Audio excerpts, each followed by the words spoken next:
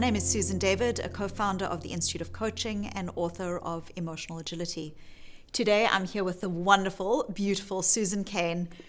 And so thinking of that, like how we present and how we come to a world that has expectations, what would you describe as being advice that you would give to people who connect with themselves as introverts and yet are often struggling with expectations in what is still an extroverted world?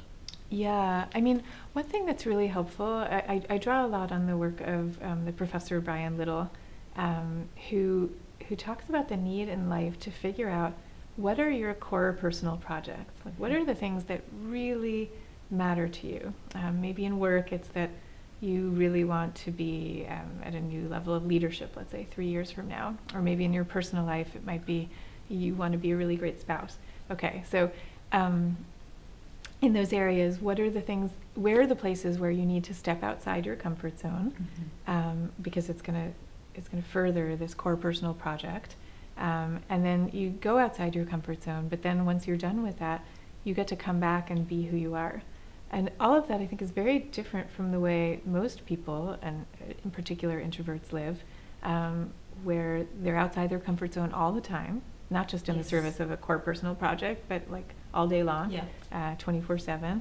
Really the place to begin is, okay, well, how can you set up your life so that you're actually in your comfort zone as much as you can be? You know, Yes. I often talk about how we all look good in the right lighting, and so how can you set up your life so that you're in the right lighting? You know, right? Like, how can you find find a job where the culture suits you and where the amount of time that you need to be on versus being alone in a deep flow and that kind of thing, where it works for you. Yeah, that's a powerful way of visualizing. So a lot of our audience are coaches, and they might work in leadership coaching or in health coaching or maybe even with children in educational contexts.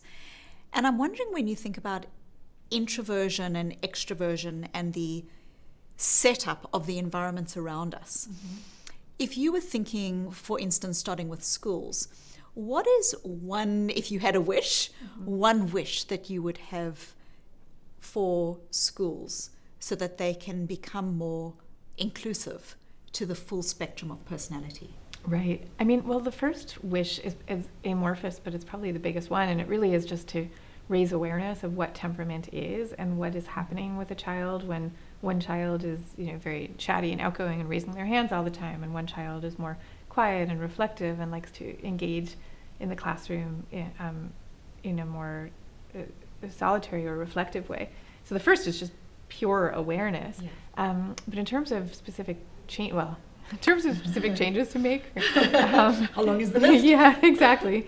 One big one is to really rethink what class participation means, to not define it in terms of how many times are you doing this, which I think is not only a problem for the quiet kids, but is also creating a ridiculous culture where what matters is just how often are you talking, not like, is this contribution actually of value to anybody, but rather, okay, how can I be putting myself forward all the time? And it's not really surprising to me that we see increasing levels of narcissism in kids, because we're giving them that message that, you know, just put yourself out there. Your opinion is valid no matter what. Well, I don't know, maybe it's not really valid if you haven't had time to think it through, or done the reading beforehand.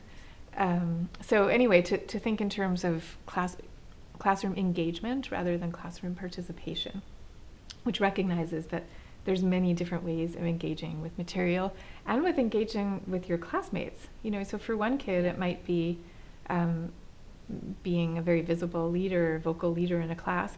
And for another, it might be having important one-on-one friendships, for example. And it's all valid. Absolutely. And it's not part of our cultural context at the moment, where so much is actually, as you describe, about how much do you speak up?